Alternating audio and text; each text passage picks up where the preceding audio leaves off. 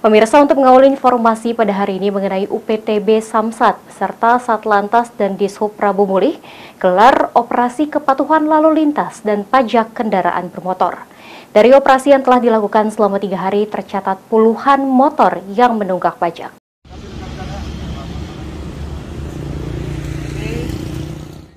Masih banyaknya warga yang belum taat membayar pajak kendaraan bermotor, membuat UPTB Samsat Prabu Mulih melaksanakan operasi kepatuhan PKB dan bea balik nama kendaraan bermotor.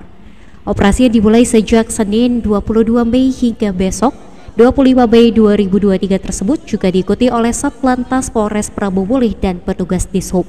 Kasih penerimaan dan penagihan Doni Andrivan saat diwawancarai di Jalan Jenderal Sudirman, depan Polsek Lama, Rabu 24 Mei 2023 mengatakan, operasi ini merupakan kegiatan yang diagendakan Bapenda Provinsi Sumatera Selatan untuk memeriksa kendaraan yang mati pajak, sekaligus sosialisasi kepada masyarakat terkait program pemutihan pajak hingga akhir tahun.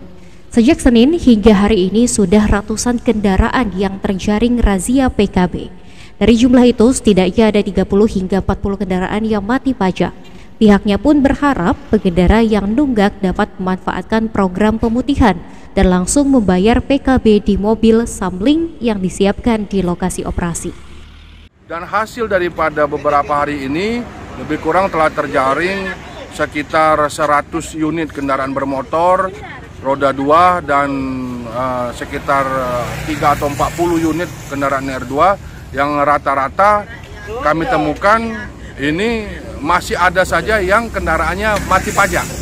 Oleh karena itu di dalam kesempatan program ini kami mensosialisasikan hal tersebut dan kami menghimbau agar pajak yang tadinya mati agar segera dihidupkan kembali.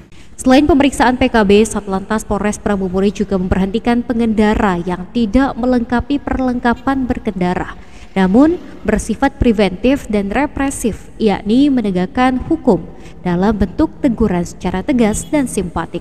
Beni Firdaus, PAUL TV.